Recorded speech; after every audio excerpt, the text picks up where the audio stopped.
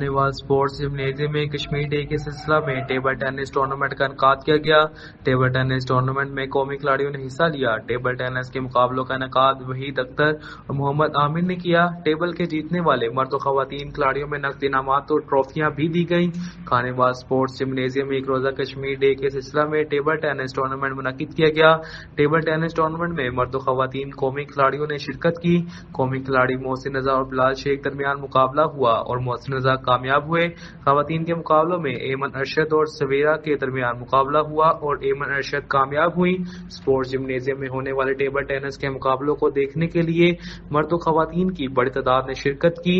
Table tennis tournament के मेहमान खसूसी निजी स्कूल और कॉलेज के प्रिंसिपल डॉक्टर एहसान थे। खानेवाल में टेबल टेनिस टूर्नामेंट में कौमी खिलाड़ियों की शिरकत को शायकीन ने खूब सराहा।